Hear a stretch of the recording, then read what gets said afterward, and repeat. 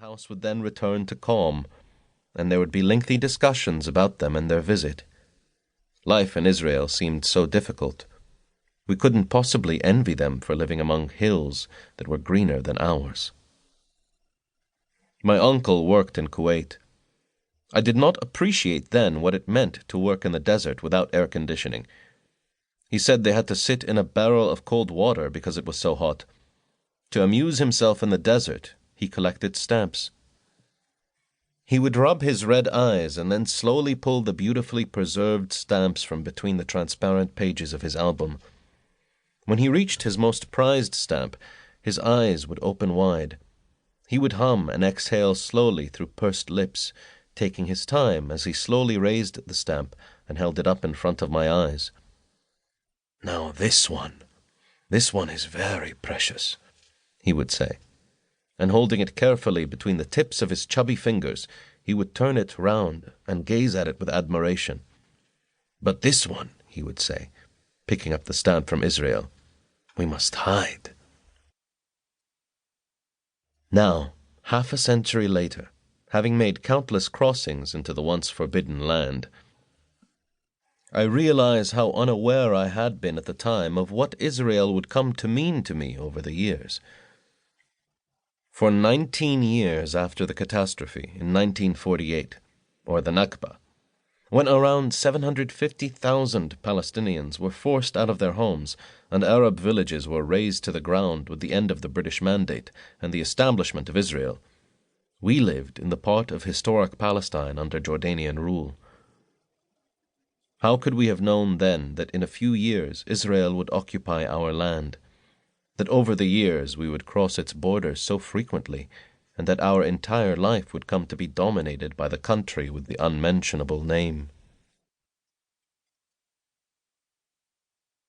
2. Henry. Tel Aviv, 1977. He was short and stocky, with warm, intelligent eyes, thick hair and a fleshy nose. His face was round, and his eyes sparkled above a bushy beard that seemed to mock the young face above it. He looked neither sinister, as people with beards sometimes do, nor like a sage. At first I didn't notice the beard, because his eyes captivated me with their freshness and purity.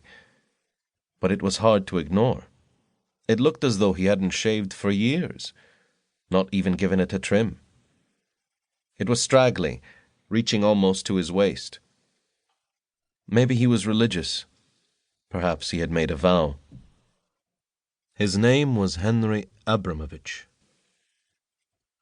It was November 20th, 1977, a few months after my return from studying law in London, and I had accompanied my father to Tel Aviv, traveling through the olive groves of the West Bank, their silver leaves shimmering in the sun, down narrow, winding roads all the way to the coastal plain.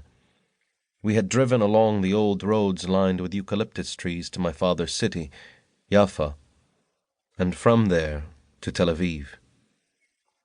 We had come to hear Anwar Sadat, the President of Egypt, address the Knesset.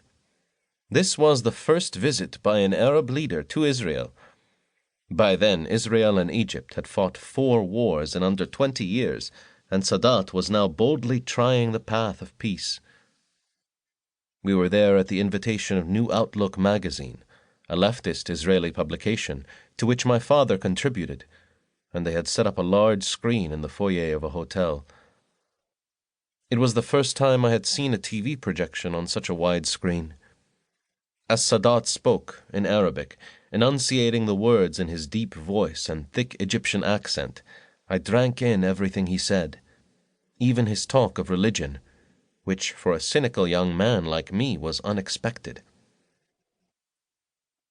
"I come to you today on solid ground to shape a new life and to establish peace. We all love this land, the land of God. We all, Muslims, Christians, and Jews, worship God. Ladies and gentlemen, there are moments in the lives of nations and peoples when it is in